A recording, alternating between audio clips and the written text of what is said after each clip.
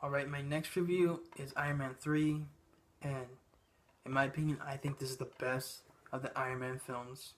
Yes, I think it's better than Iron Man 1, and of course it's better than Iron Man 2, but even though I like Iron Man 2, but this is a huge improvement over Iron Man 2.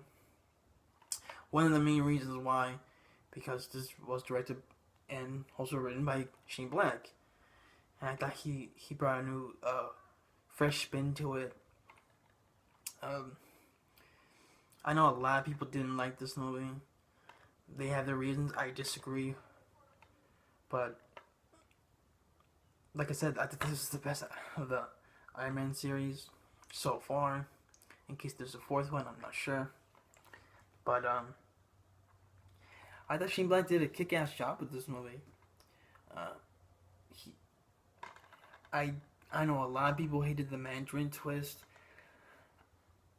To be honest, it didn't bother me. I thought it was kind of genius. To be honest, you know what? It was genius. I thought how it surprised everybody. And it worked. In the context of the story, I thought it worked. Um, of course, the twist being Ben Kingsley as a Mandarin isn't really the Mandarin. It's actually Guy Pearce. He's actually the guy pulling the strings and everything, and Ben Kingsley just an actor. I thought that was genius. I thought it worked because, like Guy Pearce says in the movie, the people need an image. Like they have an image of a villain that looks more like this, while the actual real bad guys are people who look like him, business people. They're the real people running the show. The real villains are running the show, and I thought that makes sense. It does, in my opinion. But it was a fun movie. I thought it had a lot of heart to it. Robert Downey Jr. of course, uh, he's great as Iron Man as always. And I thought, to be honest, this was his best performance as the character so far. One of the reasons why, because he had a little more dramatic moments in the movie, but he still has his humor, and I thought it meshed well. And you have Gwyneth Paltrow as Pepper Potts coming back. She did good as well. Um, and I still love their chemistry together. Still with their banter, not as much as Iron Man 1 and 2, but still great. And I really care for the relationship in this one, just as much as I did in the other movies. Don Cheadle as Rhodes comes back, but he's not War Machine anymore. He's Iron Patriot, because they think the name War Machine is too aggressive or whatever. But I like the suit. I like his new suit. I thought it was pretty cool. And I know I said he was weak in Iron Man 2. I thought he did a better job in this movie. And his friendship with Tony worked better, in my opinion. They had better chemistry in this movie. I still prefer Terrence Howard a little bit, but I thought Don Cheadle, I didn't mind him in this one compared to Iron Man 2, which I thought he kind of sucked. Guy Pearce was good. I like the opening where he is introduced. He's kind of a dorky guy. I know everyone's saying that's like Jim Carrey and Batman Forever, but I thought Guy Pearce did a good job. I liked his character.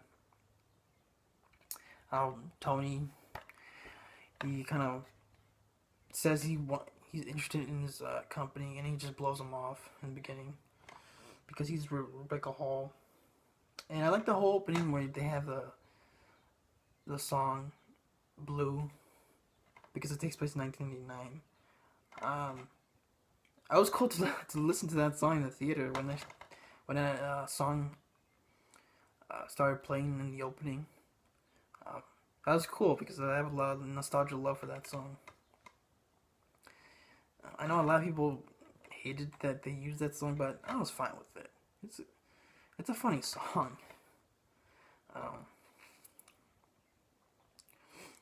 And of course you have Jon Favreau coming back as Happy Hogan. He has some funny stuff in the movie. the whole badge thing. I like that. But the opening, they established, Guy Pearce is the villain, and the whole Extremis storyline. I liked all that stuff with the Extremis stuff. Which, when I first saw the movie, I just called them fire zombies. They're kind of like that, but Extremis. I liked it. I liked the way it was done. How they kind of, if they get injected with this thing called Extremis, if they're missing some limbs and it grows back. I actually ended up with a fire effect. I thought that was kind of cool. I like the way they did the effect. Ben Kingsley, I actually liked his performance as Trevor the actor better than as Mandarin. I thought him as Mandarin was just so right. Because when I first saw the movie and all the scenes before the twist, I thought I was like, oh well, he's alright. And then when the twist happened, I was a lot more interested in his character. And I thought he was funny. He's kind of like a buffoon. I know I pissed a lot of people off, but I know I liked it. I thought it worked. It's fine. Of course, Guy Pearce tries to kill Tony. He wants revenge on him, and you have the action scene in his house where his house gets blown up. I thought that was a great action scene. And another thing a lot of people complain about was that he wasn't in the Iron Man suit that much. Which, to be honest, it's kind of a nitpicky thing to complain about because his character is the same when he's in the suit and when he's Tony Stark. I don't really know what the big deal is. And when you do get the scenes with the suit, they're great. And I thought the way he has to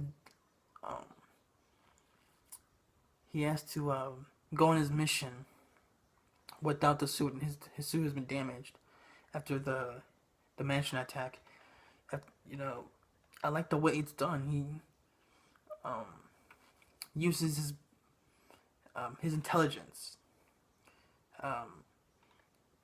when he can't use the suit. I thought that was well done. That was very interesting the way he did it.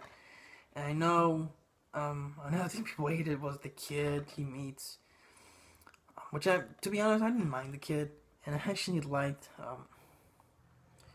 how Tony was talking shit to him when the kid said, "My dad left me." He's like, "Oh, dad leaves you. You don't have to be a pussy about it." He's still acting like Tony Stark. And I thought it was funny.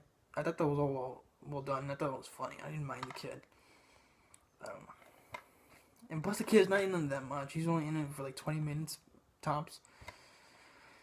So that's fine. And let's see what else. The action scenes, the rest of the action scenes, like the airplane scene, it was awesome. I love that scene, and the final action scene. In my opinion, is the best action scene in an Iron Man movie. Whereas Iron Man 2, I thought they were way too anticlimactic. This one brought it up a couple of levels. It wasn't anticlimactic. It was, the very last minute of the final fight, I did have kind of issues with, but for the most part, like how you have all the suits right here, all the suits flying, and attacking all the Extremis people. I really love all that scene in the final fight with Tony and Aldrin Killiage. Yeah, that's his name. Was great. I really had fun with that.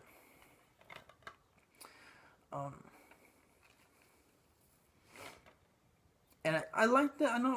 I really liked how the suit, was like he was getting pieces of the suit, like just an arm or just a leg. I really liked all that. I thought that was I thought it was fine. I thought it was an interesting way to, different way to use the suit instead of, same old, same old. Um, I like Iron Man 2 like that. Iron Man 2 had it. It was kind of getting repetitive with the suit. Um, but I thought this did a different way. It did in a different, interesting way. um, but like I said, yes, this is the best Iron Man yet. I agree with Access Hollywood, even though I didn't watch Access Hollywood, but I agree. It's the best Iron Man yet. And like I said, the final fight, as much as I loved it, I do wish it would have been Tony who killed Killiage instead of Pepper. And I don't know why they chose that. That's fine. It doesn't ruin the movie. It doesn't ruin the final fight. But I thought, well, the part where Tony has the suit blow up, has the suit go on Killiage and it explodes. That should have been the ending of the fight. That would have been perfect. But I don't know. That's fine. And I like the way they open up the final action scene where Robert Downey Jr. and Don Cheadle come in without the suits, and it was very Lethal Weapon-ish. It reminded me of Lethal Weapon, because all they had was guns, and they were like the place they were at, like a construction site. It was kind of like the finale of Lethal Weapon 2, I believe. So that's why it reminded me of. And because Shane Black wrote the first Lethal Weapon. I think he was still involved with Lethal Weapon 2, I'm not sure. But mostly just the first. But it reminded me of that.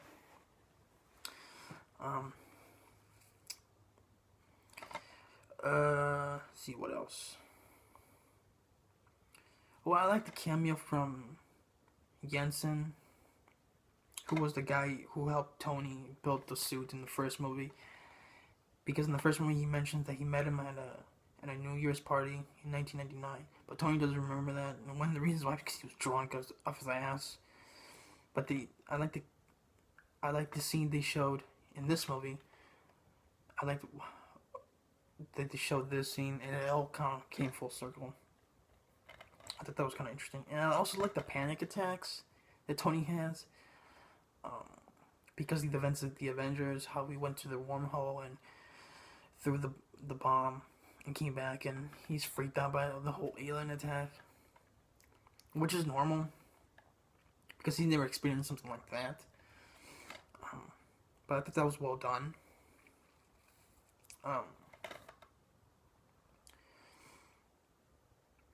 Let's see. I do really like that it takes place during Christmas. That's kind of Shane Black's MO. It has to take place during Christmas, and I didn't mind the Christmas setting. That was fine. I thought it worked well. Didn't mind it.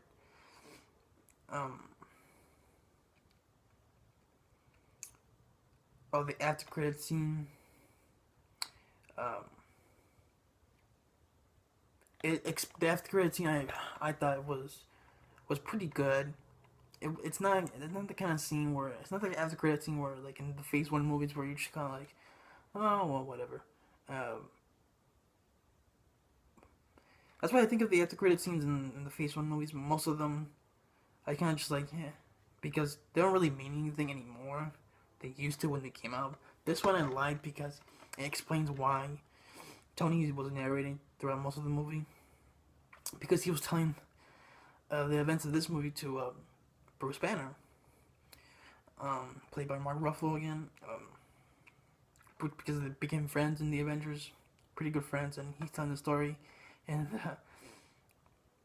in the scene they reveal that he's kind of like in therapy with him, and then the whole time Mark Ruffalo was sleeping, Bruce Banner was sleeping.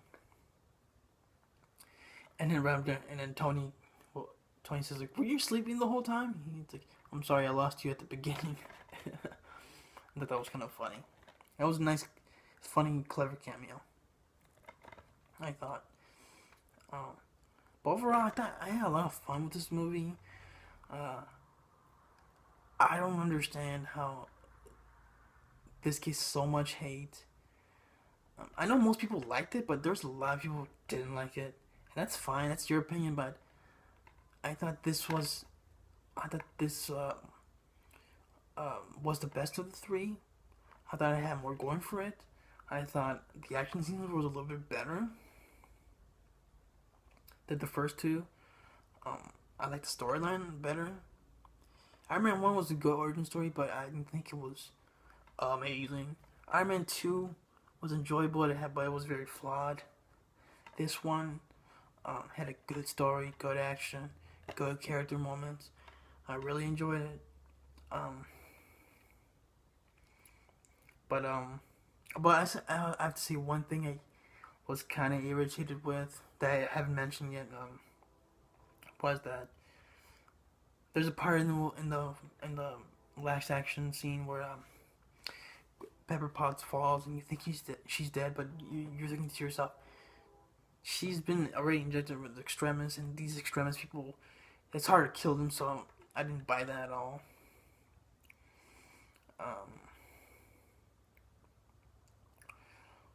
And this was, I guess, well, it was actually the Avengers, but this is continue the whole thing they have going so far is that you think a character died, but you think of an important character died, but they actually didn't. And they keep doing it in these Phase 2 movies, which one huge problem with the Phase 2 movies, which I explain later in my other reviews, my next couple of reviews, but they should have had her, they should not have, I think it would have worked better if they hadn't revealed that she was injected with extremis before she fell. But still, I'm like, if you're gonna make it look like a character died, actually have them killed off, or whatever. But overall, I enjoyed this movie. Like I said, I know my friend Rob, he really didn't like this movie, and he loves Iron Man 1, and he thought Iron Man 2 was alright, but he didn't like this movie. He's told me many times, and that's fine. It's just his opinion. I know my friend Thomas, I don't think he liked this movie that much either. And he also loved Iron Man 1. But, that's their opinion, it's fine. Overall, I enjoyed this movie a lot. I know I keep repeating myself, but, fun action, good humor, good acting, great character moments, and I like how it all came full circle. I mean, he's finally moving on with his life, Tony. That was well done. I think that's pretty much it. Oh yeah, I almost forgot to mention Jarvis. Holy crap! Paul Bettany still does a great job as Jarvis, and I kind of felt bad when the suit got destroyed. He kind of was getting destroyed too, Jarvis. I kind of felt bad, even though he's not really a person. I felt bad for him. I thought, oh, he got damaged, but he came back anyway, so that's cool. So that's pretty much it. I know there was no AC/DC songs in this movie, but that's fine. I really liked the score, especially the end